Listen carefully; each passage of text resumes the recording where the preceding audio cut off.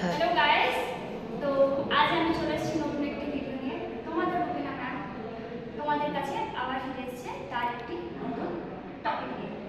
টপিকটি কি? টপিকটি হলো article. Article article কি? আর্টিকেলকে ফার্স্ট আমরা কি দেখে নেব। আর্টিকেলকে আমরা দুটি ভাগে ভাগ করব। একটা কি ইনডেফিনিট আর্টিকেল,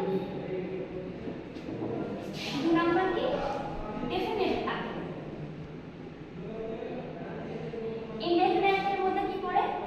এ আর এন পাই। আর ডেফিনিটের মধ্যে কি পড়ে? দা। তো আমরা এই ডেফিনিটের মধ্যে কি কি পড়ে সেটা জেনে নিলাম। এবার আমরা এই ইউজটা জানি। কিরকম? এ আমরা কখন ইউজ করব? কনসোনেন্ট যখন থাকবে শব্দ বা কনসোনেন্ট সাউন্ড, যেমন এ এ ক্যাট। ক্যাটের কি কনসোনেন্ট সি। আর এন্ড কখন আমরা ইউজ করব? ভাওয়েল বা ভাওয়েল সাউন্ড, যেমন অ্যান অ্যাপল। ভাওয়েল সাউন্ড বলতে আমরা কি বোঝাবো? যখন শুরুতে আমার কনসোনেন্ট থাকবে কিন্তু উচ্চারণ ভাওয়েলের মতো হবে, যেমন অ্যান আওয়ার।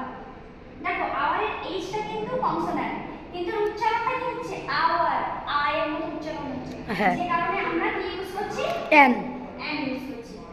তাহলে বোঝা গেছে? হ্যাঁ। তো আবার একইভাবে আমরা অ্যান এম এ, দেখো এম এ উচ্চারণটা কিসের মতো হচ্ছে? এ এর মতো। হ্যাঁ। তাহলে তাই আমরা কি ইউজ করছি? অ্যান ইউজ করছি। কিন্তু কনসোনেন্টের ক্ষেত্রে কি হবে? এ 1 রুপি।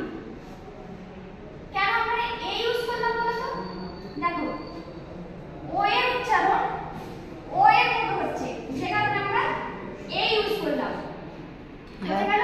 হ্যাঁ। তাহলে এ আমরা কখন ইউজ করব আর এন আমরা কখন ইউজ করব? ক্লিয়ার? হ্যাঁ। তাহলে এবার আমরা চলে যাব কিসে? দা। দেখো এ আর এন কিন্তু অনির্দিষ্ট, ইনডিফিনাইট মানে অনির্দিষ্ট, ডেফিনাইট মানে নির্দিষ্ট। তাহলে কি অনির্দিষ্ট দুটো ইউজ, সেটা হচ্ছে এ আর এন। এন এর কখন ইউজ করছে আমরা ভাওয়েলের ক্ষেত্রে, এর কখন ইউজ করছে কনসোনেন্টের ক্ষেত্রে। আমরা উচ্চারণের দিকে কিন্তু ভালো করব। আবার শুধুমাত্র ভাওয়েল কনসোনেন্ট হলো বলে আমি সেটা ইউজ করে দিলাম তা না, আমার উচ্চারণটা ভাওয়েলের মতো হতে হবে এবং কনসোনেন্টের মতো হতে হবে। কনসোনেন্টের মতো হলে সেখানে আমরা এ ইউজ করব, এন্ড ভাওয়েলের মতো হলে সেখানে আমরা এন ইউজ করব। হ্যাঁ। ক্লিয়ার? হ্যাঁ। তাহলে আমরা এটা বুঝে দিই। চলো আমরা এবার চলে যাই দা। দা মানে কি? ডেফিনিট মানে আমরা জানি নির্দিষ্ট। তাহলে দা কখন ইউজ হবে? নির্দিষ্ট কোনো জিনিসের আগে। যেমন আমি যদি বলে দিই যে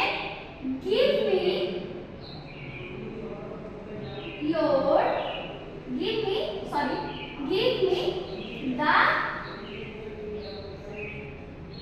English book।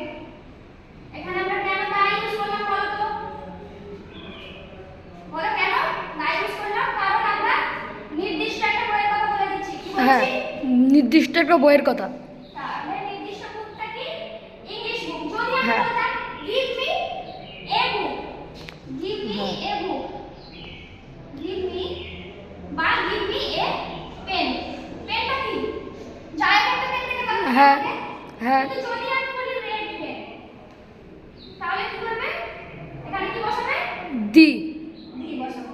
Very good. তাহলে ক্লিয়ার? তাহলে আমরা এই এর ব্যবহার শিখে গেলাম আর ফিক্স এর ব্যবহার শিখলাম, দা এর হ্যাঁ। ব্যবহার। তাহলে আমাদের আর্টিকেল সম্পর্কে জানা হয়ে গেছে। হ্যাঁ। আর কোনো ডাউট? না। ঠিক আছে, চলো তাহলে তোমাদের সঙ্গে আবার দেখা হচ্ছে নেক্সট ভিডিওয়। ভালো লাগলে লাইক, কমেন্ট এন্ড শেয়ার অবশ্যই করবে এবং বন্ধুদের সঙ্গে শেয়ার করতে ভুলবে না। See you soon.